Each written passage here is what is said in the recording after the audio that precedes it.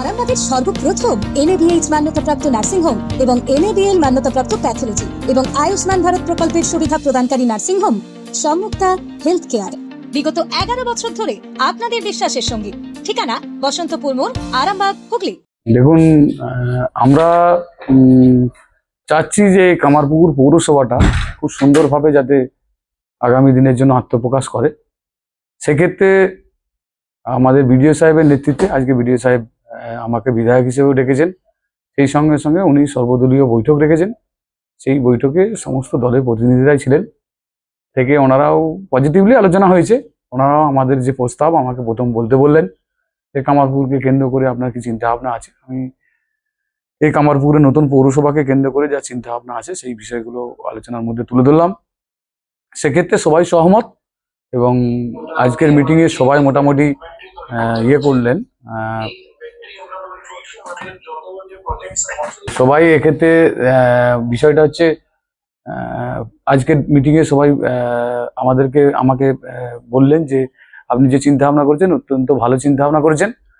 আর এটাও বললেন যে আজকের ডেটে এই ধরনের বৈঠকে আমরা যে একসাথে উপস্থিত হতে পেরেছি এটা সত্যি একটা প্রশংসার, এবং আমিও চাইছি গণতান্ত্রিক পরিবেশে একটা এই ধরনের এত বড় আমরা সিদ্ধান্ত নেবো, সেখানে একটা সর্বদলীয় বৈঠক তার আগে ডাকা উচিত মনে হয়েছে। তাই সর্বদলীয় বৈঠকের আয়োজন করা হয়েছে এবং সবাই এসেছেন, বলেছেন ওনাদের বক্তব্য কি, এরিয়া কি হবে না হবে, কোথায় অফিস হবে না হবে, এইসব বিষয়গুলো নিয়ে আলোচনা হয়েছে।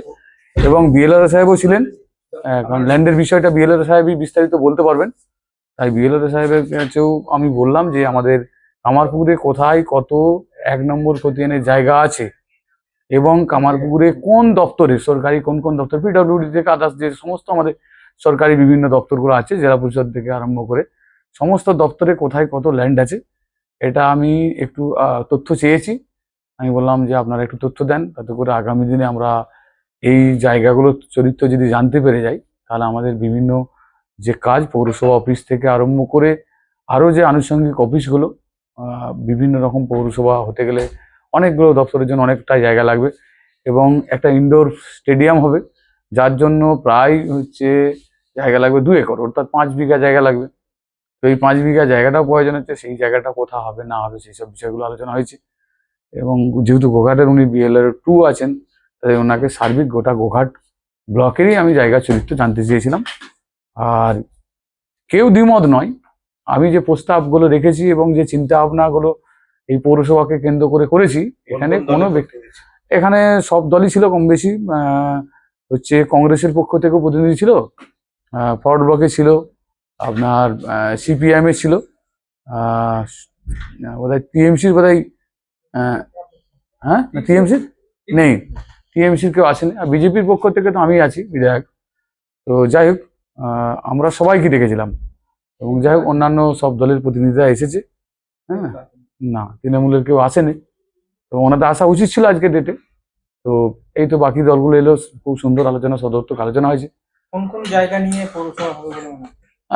আপাতত এখন আমাদের যেটা প্রস্তাব এসেছে সেটা হচ্ছে আজকের মিটিং এর যে প্রস্তাব, এবং আমার চিন্তা ভাবনা যেটা, সেটাতেই সবাই সহমত।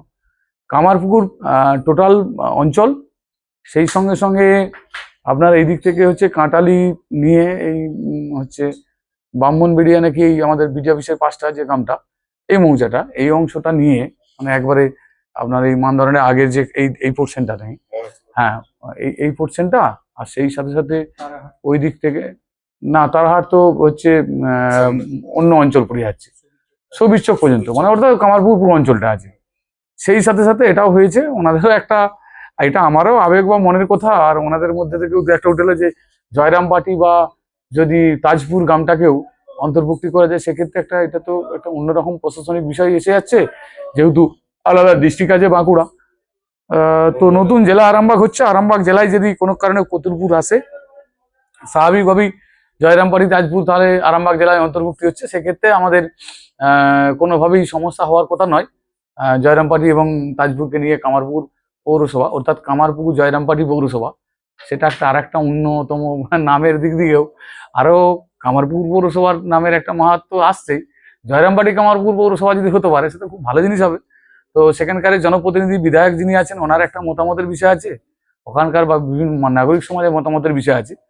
তো হলে তো খুব ভালো হতো, এটা আমারও মনের ইচ্ছা, অনেকেও বললেন। তো যদি নাই হোক, তবু কামারপুকুর অঞ্চল, সেই সঙ্গে গোঘাটের একটা বিস্তীর্ণ অংশ এবং বেঙ্গাই যে প্রপার বেঙ্গাই গ্রামটাকে, এটাকেও অনেকে এক দুজন বললেন, প্রস্তাব দিলেন। আমি বললাম ঠিক আছে, আপনারা প্রস্তাব দিচ্ছেন, আপনাদের প্রস্তাবটা আমার সাধুবাদ। হ্যাঁ, মান্দারণের এই পোর্শনটা আসছে আর কি।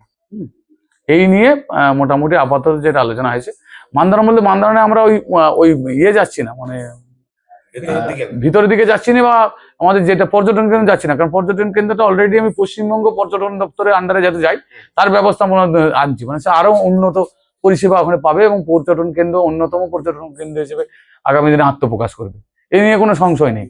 কিন্তু আমাদেরকে এই দিকটা বাড়ানোর কারণ হচ্ছে পুকুরিয়াতে যেহেতু আমাদের একটা বড় পার্ক আছে এবং ভালো ল্যান্ড আছে, আরো সম্ভাবনা আছে এবং ওখানে একটা মিশন আছে, এবং ঠাকুরের যেহেতু পৈতৃক ভিটে, সেক্ষেত্রে ওইখানে যেতেই হচ্ছে সিস্টেমেটিক্যালি, যেহেতু যে পুরোটাই নেওয়া হচ্ছে, নিয়ে এই বেঙ্গাইয়ের একটা অংশ এবং গোঘাটের একটা অংশকে অন্তর্ভুক্তি করা হচ্ছে। যেহেতু পূর্ব দিকটা একেবারেই কামারপুকুর অঞ্চল নেই, অথচ কামারপুকুরে লাগোয়া, শহর বাড়াতে গেলে শহরের যদি আমাদের এরিয়াটা অনেকটা নিতে হয়, এবং ভবিষ্যতের কথা চিন্তা ভাবনা করে তাই এই মৌজাগুলোকে অন্তর্ভুক্তি করার প্রস্তাব আসছে, আর সমস্ত প্রস্তাবেই সবাই সহমত। বিশ্বাস শুধু একটা শব্দ নয়, এটা একটা পরিবারের নিশ্চিন্ততার নাম। আপনার দুশ্চিন্তা আমাদের চিন্তার কারণ, তাই ভরসা রাখুন সম্মুক্তা হেলথ কেয়ারে। এবার আরামবাগে 24 ঘন্টা অত্যাধুনিক কার্ডিয়াক ক্যাথল্যাব। জ্যোতিষ জগতে অদ্বিতীয় ডক্টর অঞ্জন শাস্ত্রী, আপনার উজ্জ্বল ভবিষ্যতের একমাত্র দিশারি। Call for booking 7477886099 or log in www.anjanshastri.com। Download করুন আমাদের exclusive mobile app astro Anjan.